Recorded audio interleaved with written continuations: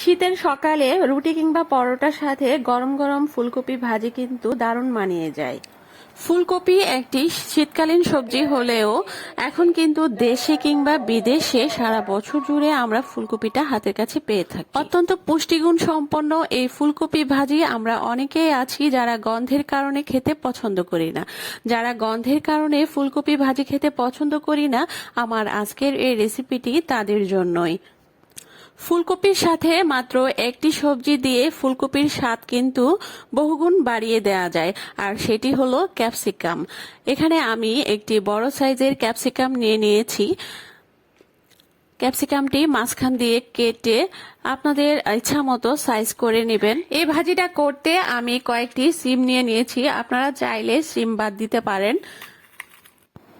ফুলকপিটাকে আমি খুব ছোট ছোট করে কেটে নিয়েছি এবং সেই সাথে আলুটাকেও ছোট করে কেটে নিলাম।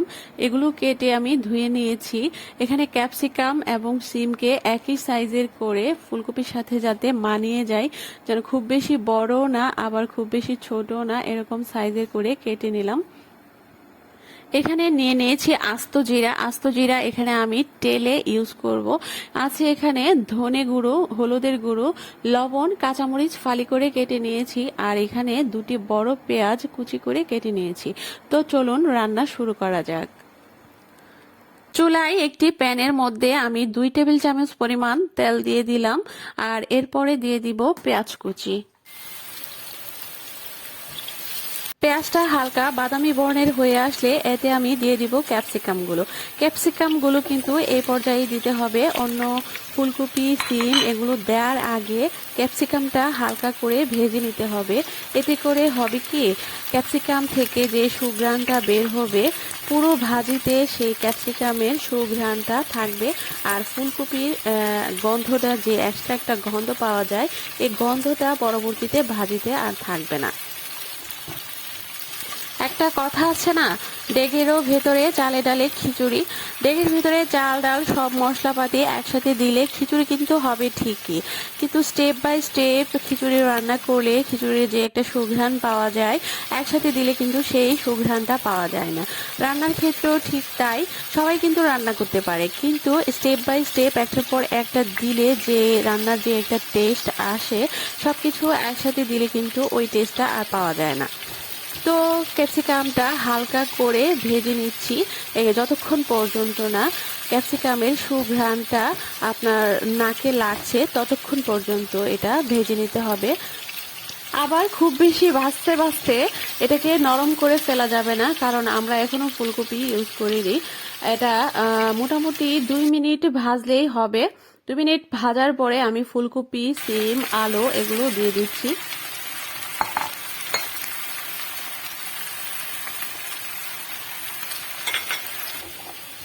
সামান্য একটু নেড়ে চেড়ে নিচ্ছি। এই পর্যায়ে চুলার আঁচ মিডিয়াম আঁচে রাখতে হবে, খুব বেশি বাড়িয়ে দেওয়া যাবে না, কারণ ফুলকপি থেকে পানি বের হবে, আর খুব বেশি বাড়িয়ে দিলে ফুলকপি নিচে দিয়ে লেগে যাবে এবং পুড়ে যাবে।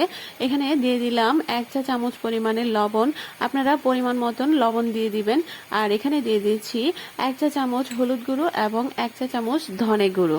আর এখানে আমি বেশি কোনো মশলা ইউজ করব না, আর ভাজিতে যত কম মশলা ইউজ করা যায় ততই এর টেস্ট বেশি হয়। আর এখানে আমি শুকনো মরিচ ইউজ করছি না, আমি শুধু কাঁচা মরিচ ইউজ করব আজকের এই ভাজিটাতে। মশলাগুলো দিয়ে দেওয়ার পরে ভালো করে নেড়ে চেড়ে মশলার সাথে ফুলকপি এবং অন্যান্য সবজিগুলোর সাথে ভালো করে নেড়ে চেড়ে মিশিয়ে নিব এবং ঢাকনা দিয়ে রান্না হতে দিব 5 থেকে 7 মিনিট।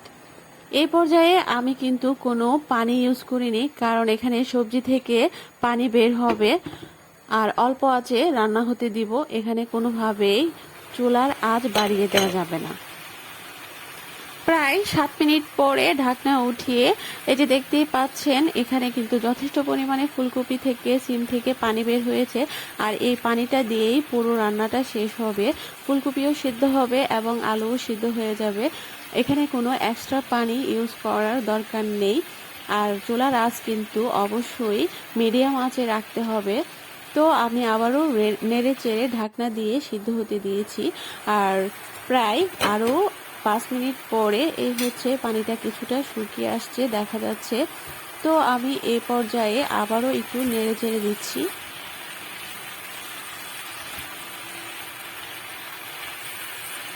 এখানে যেহেতু আমি শুকনো কোনো গুঁড়ামরিচ ইউজ করিনি, তাই আমি এখানে কাঁচামরিচটা এই পর্যায়ে দিয়ে দিচ্ছি।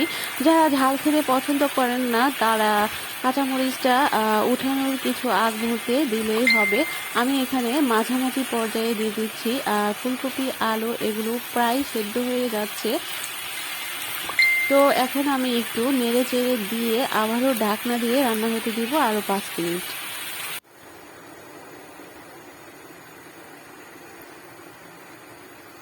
ফিরে এলাম 5 মিনিট পর। 5 মিনিট পর সেই যে আমি আস্ত জিরা রেখেছিলাম সেই জিরাটা তেলে গুঁড়ো করে নিয়েছি এবং সেখান থেকেই আমি 1 চা চামচ পরিমাণে দিয়ে দিচ্ছি। এবং এই যে ভাজা জিরাটা দেওয়ার চেষ্টা করবেন। আর এই ভাজা জিরাটা দিলে দেখা যায় যে ভাজির টেস্ট বহুগুণে বেড়ে যায়।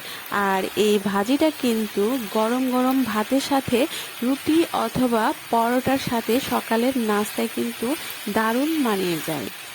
তো রেসিপিটি কেমন লাগলো সবাই আমাকে কমেন্ট করে জানাবেন। আর রেসিপিটি যদি ভালো লেগে থাকে ভিডিওতে অবশ্যই একটি লাইক দিবেন। আর চ্যানেলটি যারা এখনো পর্যন্ত সাবস্ক্রাইব করেনি তারা প্লিজ আমার চ্যানেলটিকে সাবস্ক্রাইব করবেন। ভাজা জিরা মেশানোর পরে আমি 1 মিনিট নাড়াচাড়া করে সবজিগুলোর সাথে মিশিয়ে নিচ্ছি।